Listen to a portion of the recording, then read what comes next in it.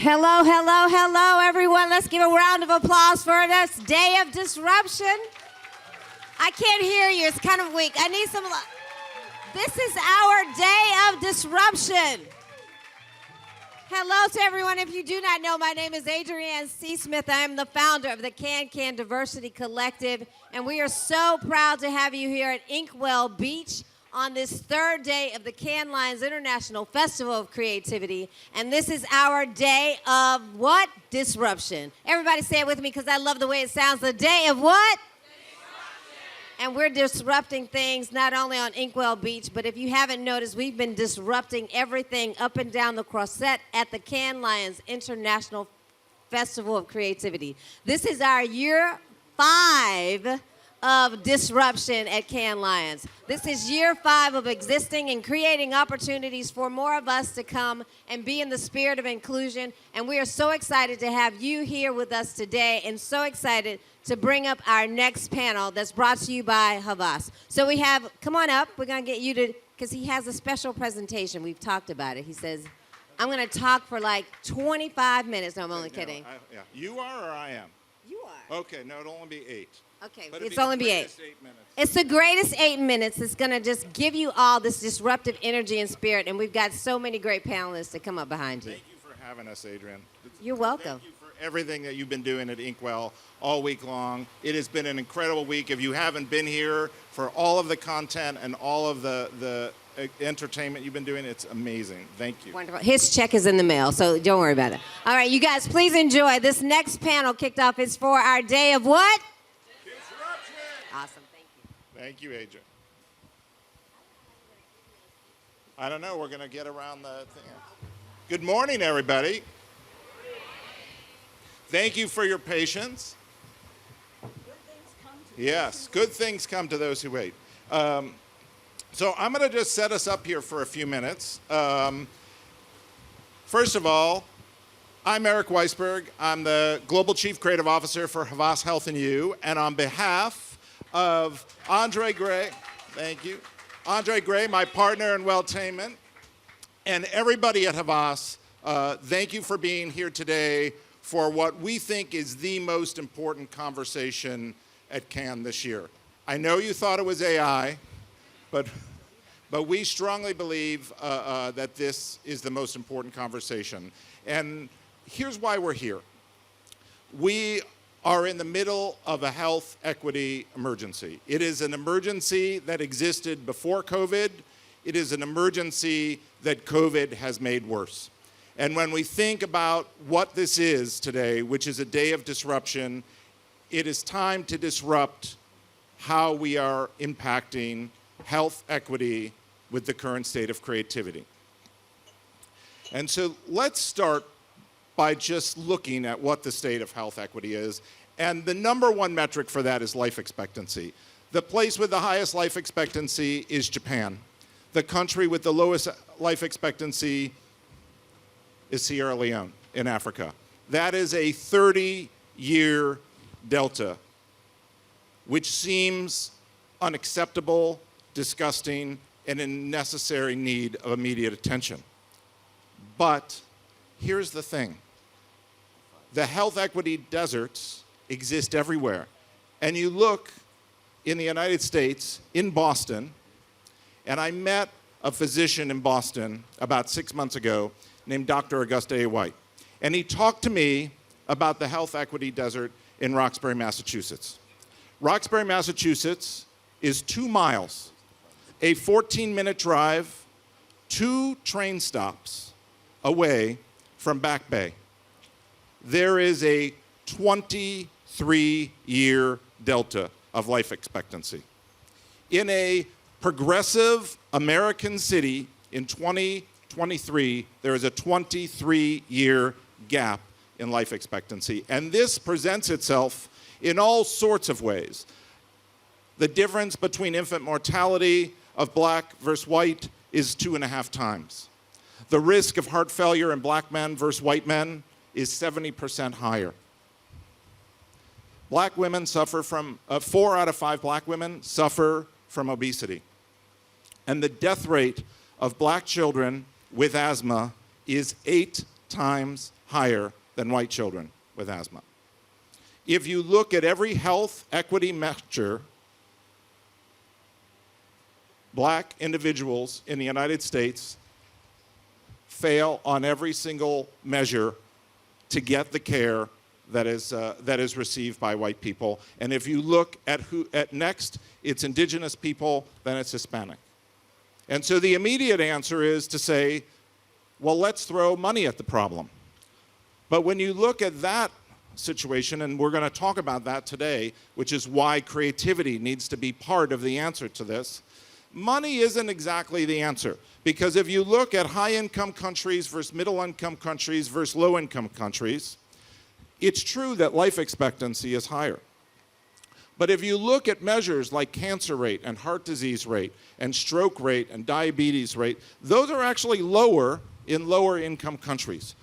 So there isn't an easy solution to this situation, and it's where we're going to get into a discussion today about what we think that needs to be. Because the current answer has been to throw advertising at it. And this is the current state of advertising. If you get diabetes, you're going to lose a toe. If you have HIV, you're also going to get osteoporosis. If you suffer from obesity, you're going to get cancer. It's all based on fear. And all of these studies have been done that fear leads to anxiety and anxiety leads to inaction. So all of this work is only feeding the problem.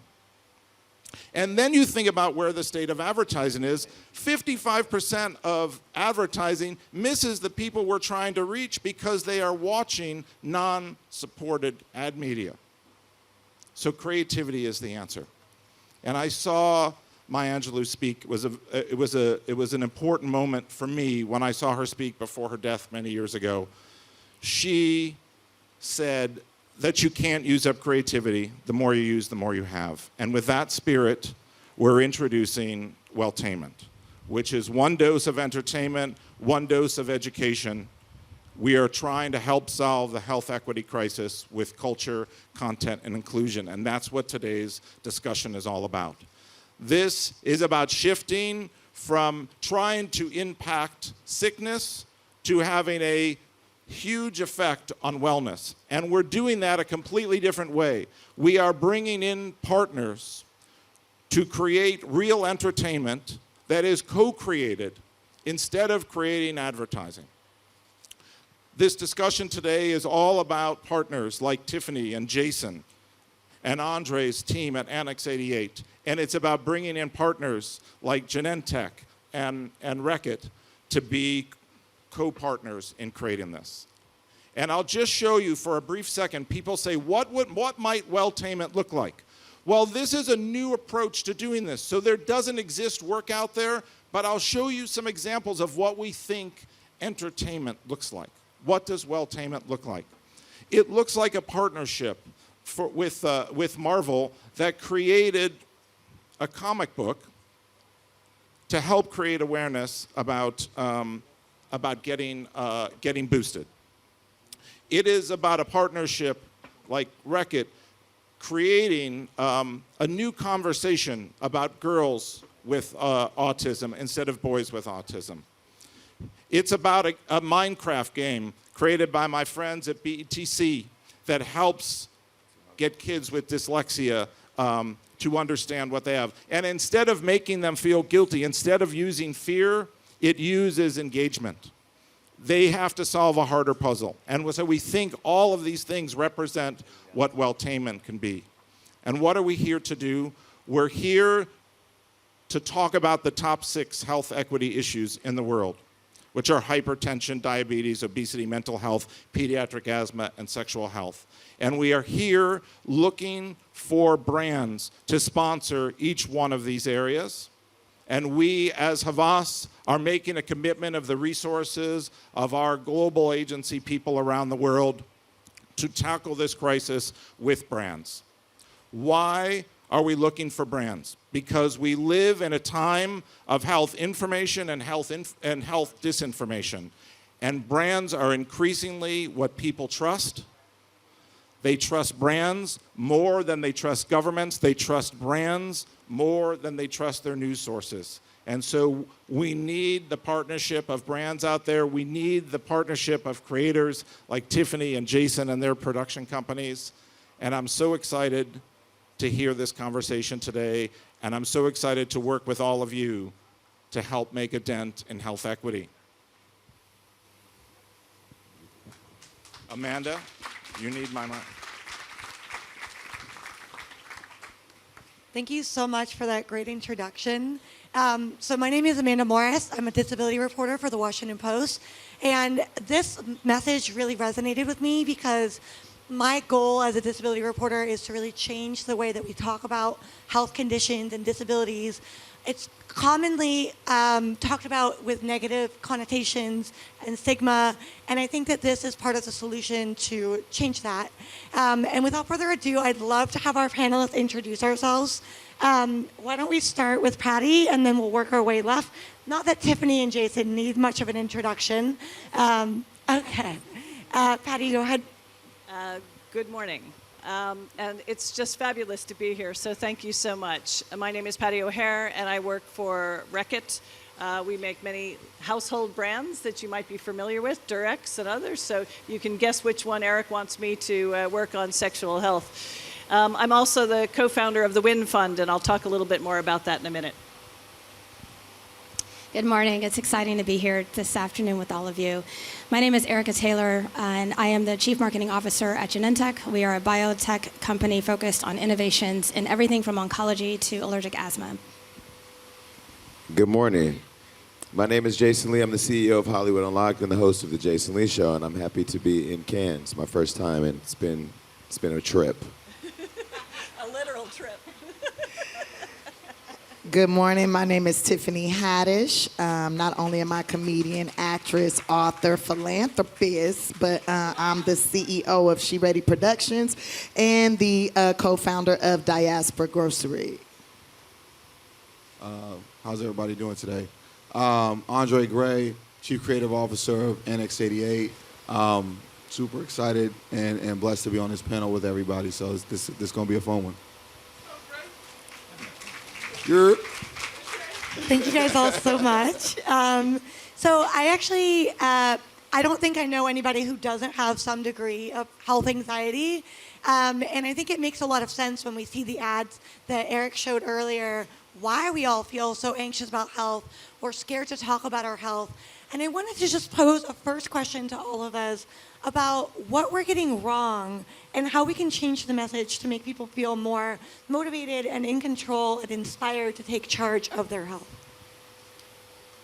I'll have a first jump in, and just to add to the stats that Eric shared with you, 1 in 2 people in the world don't have access to health care. That is completely unacceptable. So I know we talked about the Roxbury example, which is really poignant in something that's, 2 miles, 10 miles away. But the fact that we really have to change, and we have to think big, and that's why having all the creative assets here and all the creatives to think about, how do we do this differently? Because the other thing that I would say is 100 million people each year fall into poverty due to lack of access to health care. So if we think it's bad now, it's only going to get worse. Climate change is bringing respiratory illnesses, increased cases that are really going to challenge our healthcare system. So we do need radical different change. Does anybody else want to jump in on that? Well, you said, what are we doing wrong? And I think it's that we're constantly focusing on the outcome, like this, you lose a toe, you this or that. Like, why not tell a story? I feel like if you tell stories, through story, for me anyways, I've healed. I've learned a lot through listening to other people's stories, their experience.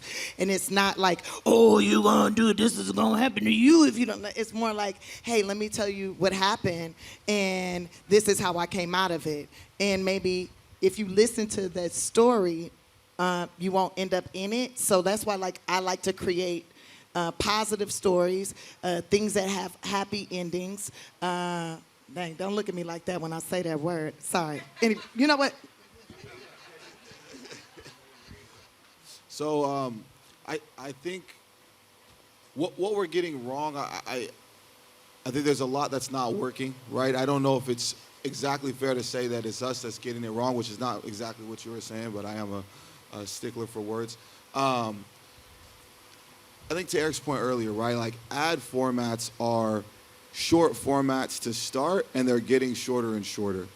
I think when you think about entertainment, right, as a vehicle for enjoyment, a vehicle for amusement, right, and a vehicle for humans to understand other humans better, these are long tail opportunities. That's what I think is a super powerful part of this, right? So if I'm going to ask somebody, let's take Eric as an example, born on May the 4th, right? He's going to probably be able to tell you Boba Fett's backstory and is his son, whatever it might be, right? These are entire worlds that are made up. And if in those worlds you have the types of educational moments, right? A character in that show could have suffered from migraines. What do they deal with that in the future? What do they deal with that in the present? And the investment, emotional investment, right? Everyone has a show. Everyone wants to know what's going to happen with Jocelyn on The Idol or whatever it might be. Well, now we can have more time to learn about it, right? Because we are undereducating ourselves, and it's a large hurdle that we have to overcome, because you have systemic disenfranchisement, right?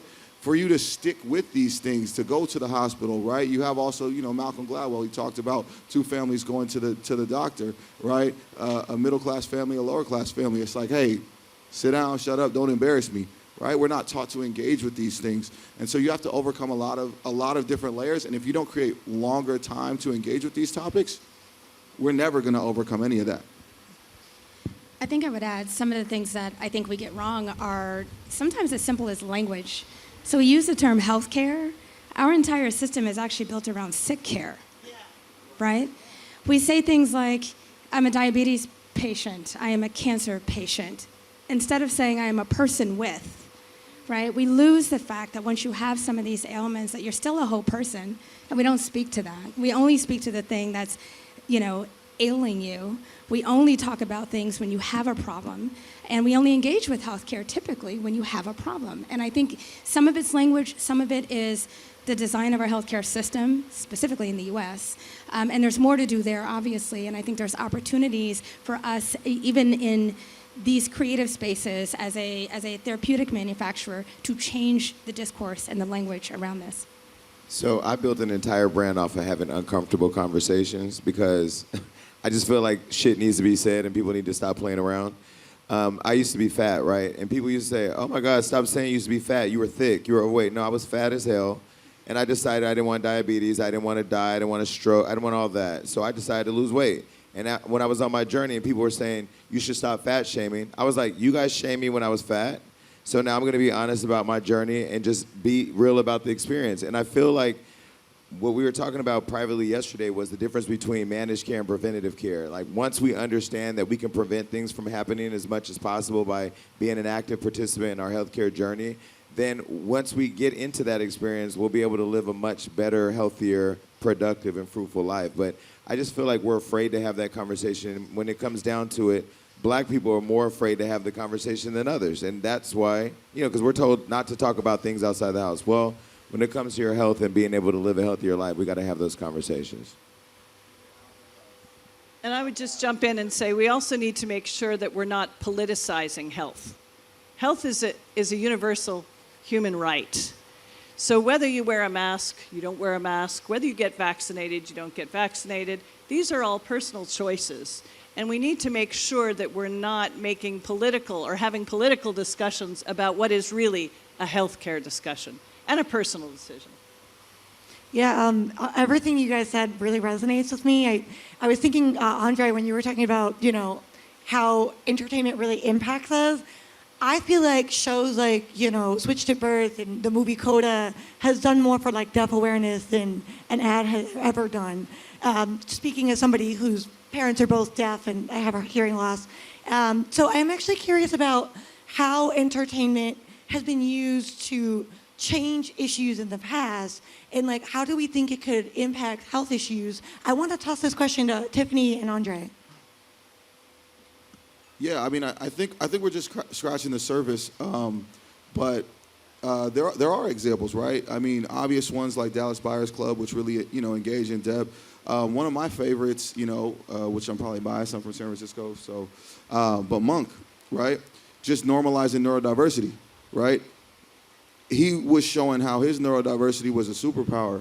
And it's like, this is not something, again, to your point, Erica, it's not something to change about yourself. Like, I have ADHD, and that makes me amazing at my job. I'm not trying to undo that, right? Like, it's a very problem-solution-oriented system, to your point. It's sick care, and it's based on let's fix it when you have an issue versus being based on how do I amplify my superpowers, my differences that allow me to be bigger and better. But, you know, we're scratching the surface of it with these, like, small examples, and as we conscientiously bring more examples in. I mean, the thing that I find to be super exciting, this idea of conversation placement.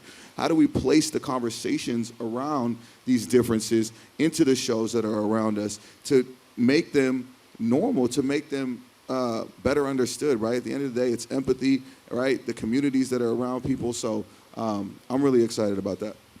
So from product placement to Welltainment placement. Right. So, like, for me, TV, I was babysitted by the TV. Anybody else in here used to be like, the TV was the babysitter. I would get home, I watch Oprah, then I watch Ricky Lake, then I watch, you know, so like I like drama and turn up time, right? And then as I got older, what kind of television I watched changed. It was more like, you know, I'm watching Dr. Ruth, I'm watching, you know, Dr. Phil, I'm watching different doctor stuff, the doctors, right? Dr. Oz, I'm like, I'm gonna make friends with him, like, so I can have conversations, but it was like, you know, for me, TV and movies were my teachers. That's where I learned how to, like, shave my legs. Remember Sweet Valley High, and old girl was shaving her legs and getting wax. I was like, wax? What you doing with wax? Like, you know, so those type of things.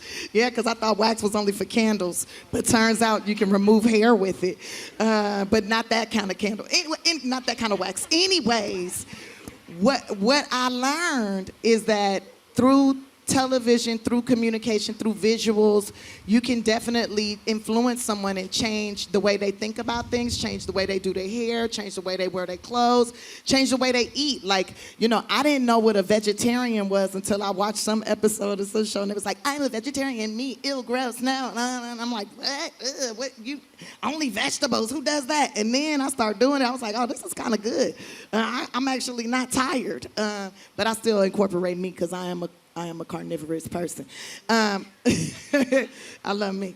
I'm O positive. I have to have a little bit. Anyways, and I learned about my blood types watching some on PBS, and they was talking about blood types in Sesame Street, teaching you about washing your hands. And it's like, when it's positive, like when you're learning something and it's not saying like, you're gonna die, you're gonna this, like, and you're just seeing someone else's experience, it sticks to you. And then you're like, oh, okay, I can do this better. I can do that better. Oh, yeah, maybe I should wear this type of deodorant instead of this other deodorant. But the other deodorant do work better sometimes. It just depends on where you at. I mean, I'm in France. I'm smelling all kind of smells. I just want people to get some alcohol wipes and some lemon slices. Rub that in your armpit. Put a mint under there. You know what I'm saying? And a baby wipe. And maybe spritz it with some baking soda to get the pH right. If you want to avoid the aluminum and all this. But some of y'all need aluminum. Some of y'all need the aluminum and just go ahead and eat some parsley to remove that from your body. I learned that from a YouTube video, that parsley removes heavy metals. That's what I learned. So I make sure I always have a little parsley because I'm going to eat something with some metal in it. I'm going to use the aluminum. Okay, here we go.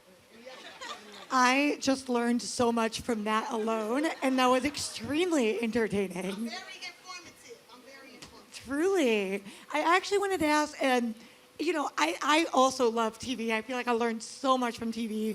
But as we all know, sometimes you got to strike a balance between entertainment and information, right? So how do we make something entertaining without distilling the information and making it too little information or misleading information?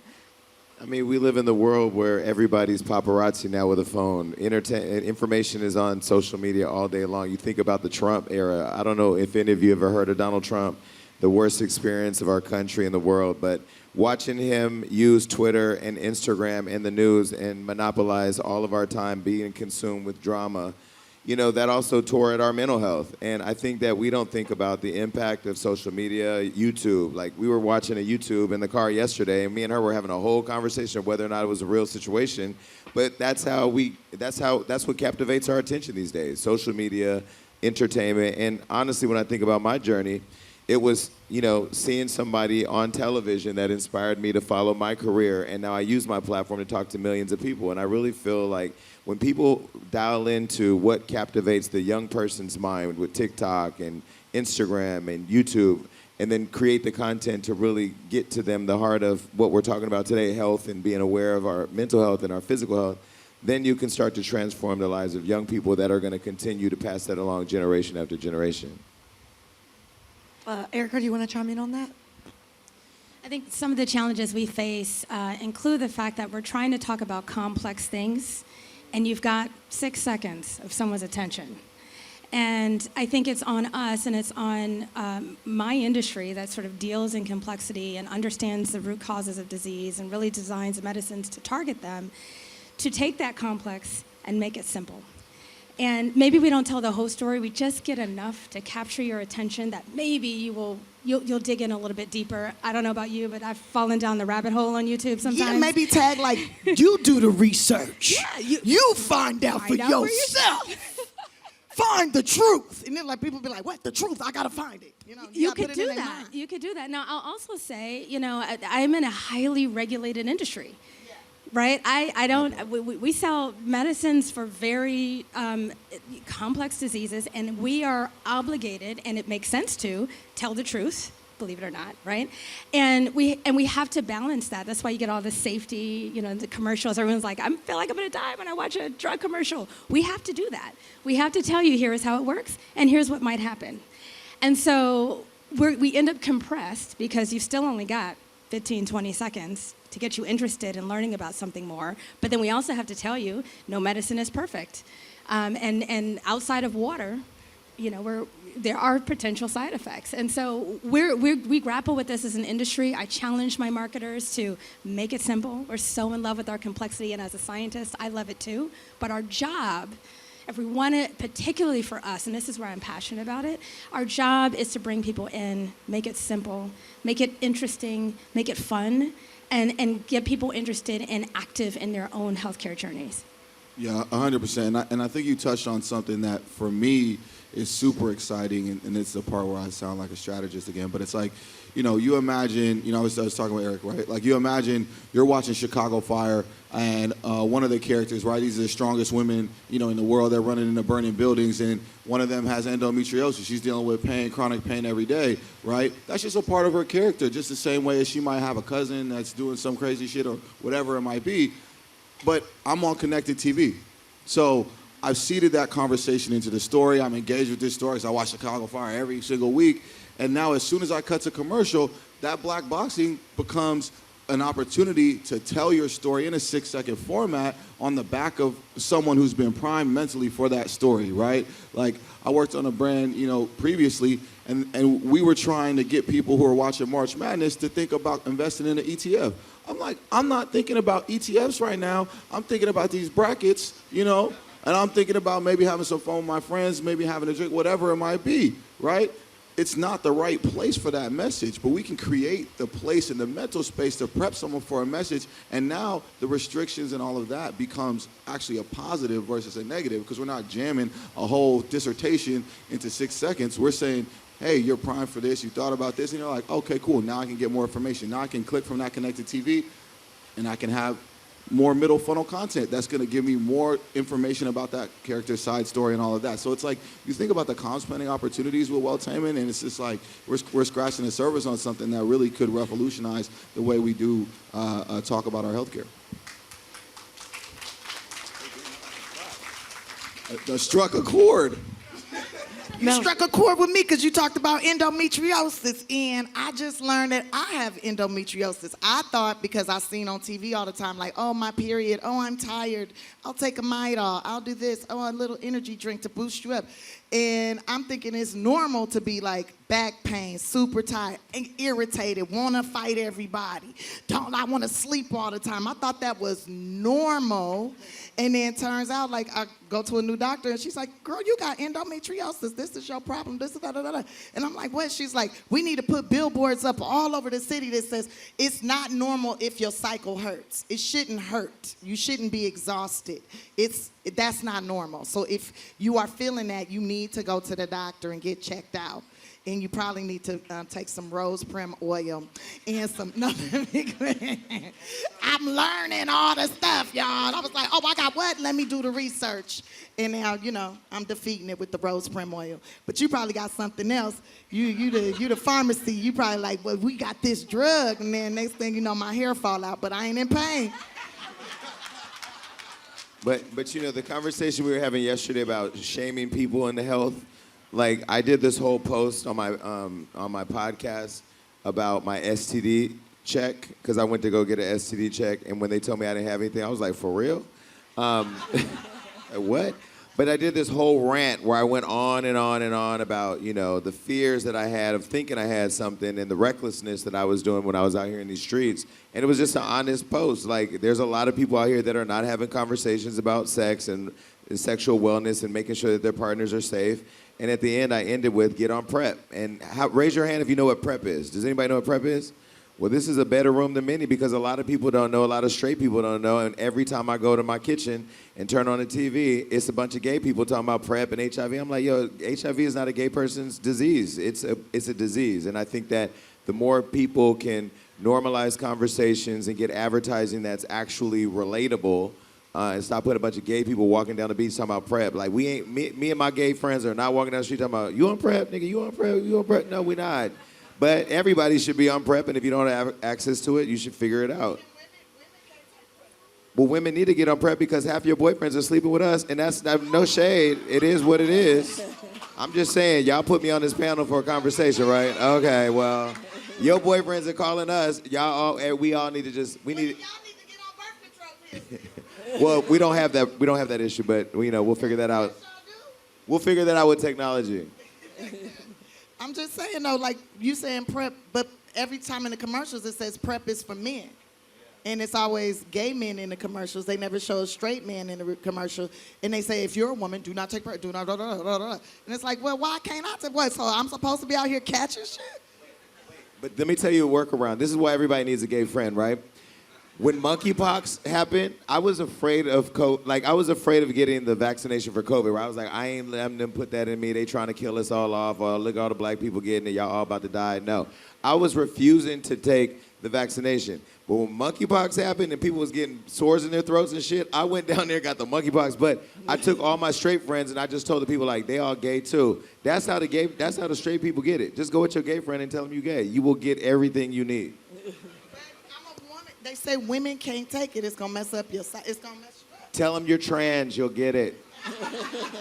I am seeing a very entertaining TV show in the works. I would love to see this turn into a conceptual thing. We are out of time. You guys have been so great. I've learned a lot. And just to wrap it up, Andre, I'll let you maybe end it with just a thought on, I feel like everybody here has been so authentic, and I think it's really important that as we have these conversations, we really care about this issue, and we really believe that we can actually fix these health inequities. What is it going to take for companies to commit and be authentic and really get this done? It takes trust, right?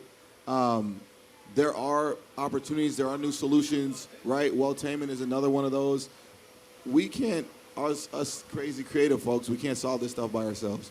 As compelling as Jason and Tiffany are, as brilliant as any of the creators that some of you that I know that are here in this room, like, we need clients to be willing to walk with us on this journey, to be willing to understand that we cannot try to stack up all wins, right? Derek Jeter only hit 1 out of 3 pitches. He's in the Hall of Fame, and we're over here trying to do 100% great campaigns every single time. We have to try new things because this is a problem.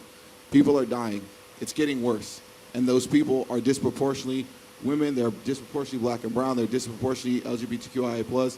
Like, these things need to be helped, and we all have the onus on ourselves that we can help, but we got to be willing to create the space to succeed and fail in the process, and we got to be bold. So I put that challenge to anybody, like, put some money up, let's get busy, let's get in the kitchen and make something. My thought is, I think it's really important. Like every single project I've ever worked on, for me, it had a message, and it was for women and for men, like to relationship-wise, pay attention to this, take a look at that. Like every single thing I've ever done has had a message that I hope would help heal others. Now, I haven't been always good at delivering the message. Sometimes I make mistakes. I'm not perfect. But I've learned through, trial and error how to do better, right? So like now I want to open this grocery store. I'm opening the grocery store, and I'm going to make sure people have an experience there. And when you're there, you're going to be learning the whole time. Like there'll be little barcodes where you can scan them and then go, oh, this is where the tomatoes came from. Oh, this is how they made these noodles. Oh, this is what this came. So there's an experience, and you learn how it affects your body. When you eat green vegetables, you eat collard greens, this happens to you, this happens to you. You're filling your body up with chlorophyll, you're filling your body up with this. So people know what they're putting inside themselves. That I really think that's super important. Like, if you use Lorry seasoning salt, this might raise your blood pressure to this, and this might raise it to that.